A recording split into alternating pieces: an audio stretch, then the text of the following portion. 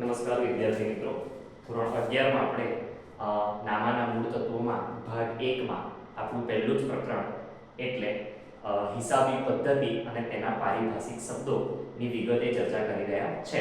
એમાં આપણે જ્યારથી પણ શરૂઆત કરી છે ત્યારથી મહત્વની બધી જ બાબતો આપણે જોઈ અને આ ચેપ્ટર આપણા માટે અગત્યનું છે એવું વારંવાર આપણે કહી રહ્યા છીએ. એનું કારણ આ ચેપ્ટર જો ના આવે તો આગળનું નામું જે છે એ આવડશે નહીં. એટલે બધા જ જે શબ્દો છે અહીંયા અગત્યના છે, તો એવા જ અગત્યના શબ્દો આજે પણ આપણે જોવાના છે. ધંધામાં મિત્રો ગયા લેક્ચરમાં આપણે જોયું આવક કોને કહેવાય, ખર્ચ કોને કહેવાય, નફો કોને કહેવાય, નુકસાન કોને કહેવાય, ખર્ચેલ રકમ કોને કહેવાય, ઉપાડ કોને કહેવાય. રેડી ને? તો હવે ધંધામાં મિત્રો ખરીદી શબ્દ જે છે, ખાસ ધ્યાન, ખરીદી વગર તો ધંધો શક્ય જ નથી. તો ખરીદી એટલે શું એની ચર્ચા આપણે કરવાના છે. વ્યવહારમાં ખરીદી વસ્તુ અલગ છે. આપણા ઘેર આપણે બધી વસ્તુઓ બજારમાંથી લાવીએ છીએ તો એને આપણે સામાન્ય રીતે ખરીદી કહીએ છીએ, પણ ધંધામાં ખરીદી વસ્તુ અલગ છે. અલગ એટલે લાવવું એ જ ખરીદી થાય, પણ થોડોક અર્થ આનો વ્યવહારિક દ્રષ્ટિકોણથી અલગ છે. તો ખાસ સમજીશું. ખરીદીને અંગ્રેજીમાં પરચેસ કહેવાય મિત્રો. તો ખરીદી એટલે શું? તો કે વેપારી જે વસ્તુનો વેપાર કરતો હોય, ખાસ ધ્યાન, વેપારી જે વસ્તુનો વેપાર કરતો હોય અને એ વસ્તુ ખરીદે તો એને જ ખરીદી કહેવાય મિત્રો. ખાસ ધ્યાન રાખીશું.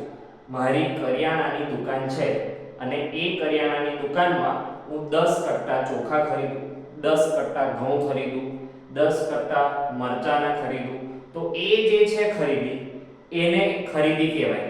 પછી હું કરિયાણાની દુકાનમાં એસી લાવ્યો, રેડી ને, પંખો લાવ્યો અથવા તો ફ્રીજ લાવ્યો, તો એને ખરીદી ના કહેવાય.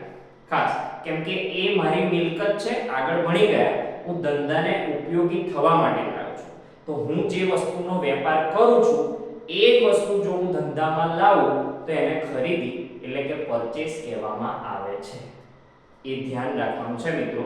તો કે અહીંયા લખ્યું છે આપણે વેપાર કરીએ છીએ એની એ માલની ખરીદી કરીએ તો આ ખરીદ ખાતે લખાય, મિલકતોની ખરીદી કરીએ તો મિલકત ખાતે લખાય, અને કોઈની જોડથી સેવા ખરીદીએ તો એ ખર્ચ ખાતે લખાતું હોય છે. એવું છે મિત્રો ખરીદ પરત. હવે ખરીદ પરત એટલે શું? ખાસ ધ્યાન, ખરીદ પરતને અંગ્રેજીમાં પરચેસ રિટર્ન કહેવામાં આવે છે. એટલે કે ખરીદેલો માલ પાછો આપી દેવાનો એને ખરીદ પરત કહેવાય. પણ અહીંયા સમજી લેવાનું છે કેવો ખરીદેલો માલ? તો કે ઉધાર ખરીદેલો માલ, માત્ર ઉધાર ખરીદેલો માલ પરત કરવામાં આવે તો એને ખરીદ પરત, પરચેસ રિટર્ન કહેવામાં આવે છે. રેડી? રોકડ ખરીદેલો માલ કેમ નહીં મિત્રો? કેમ કે મેં રોકડો ખરીદ્યો છે.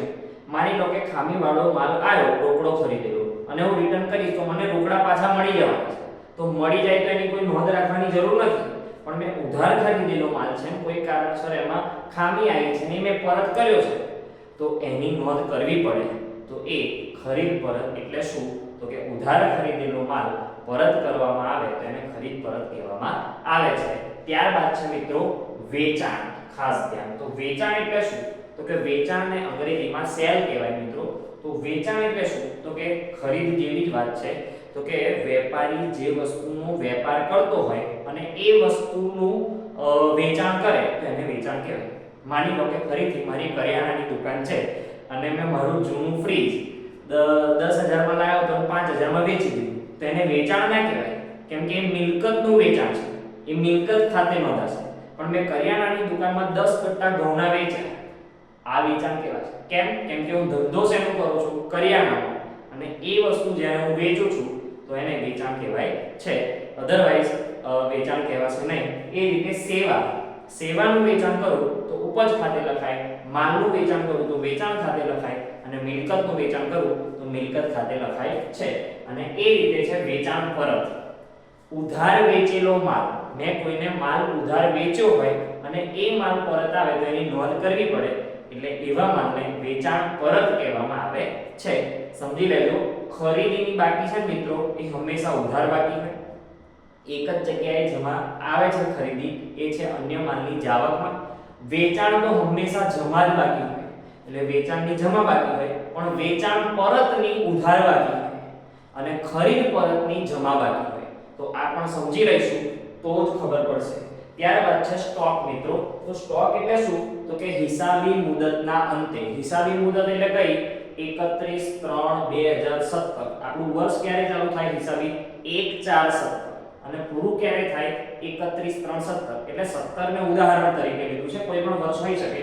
તો હિસાબી મુદતના અંતે જે માલ આપણી જોડે વધ્યો હોય એને મિત્રો સ્ટોક કહેવામાં આવે છે. બીજું એની વ્યાખ્યા કરવી હોય તો માલની જે ચોખ્ખી ખરીદી છે એમાંથી ખરીદ પરત, વેચેલ માલની પડતર અને અન્ય માલની જાવકો બાદ કરી દઈએ અને જે છેલ્લે વધે એને મિત્રો સ્ટોક કહેવામાં આવે છે.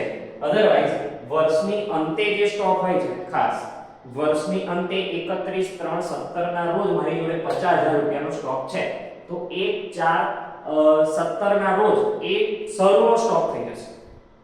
ખાસ ધ્યાન, વર્ષની અંતે જે સ્ટોક મારી જોડે વધ્યો હોય એ બીજા વર્ષની શરૂઆતમાં શરૂનો સ્ટોક થઈ જાય છે. તો એ પણ આપણે ધ્યાન રાખીશું. અહીંયા લખ્યું છે શરૂનો સ્ટોક, એમાં ખરીદી ઉમેરવાની, એમાંથી ખરીદ પરત બાદ કરવાનું, પછી એમાંથી વેચેલ માલની પડતર અને અન્ય માલની જાવકો. અન્ય માલની જાવકો એટલે શું મિત્રો?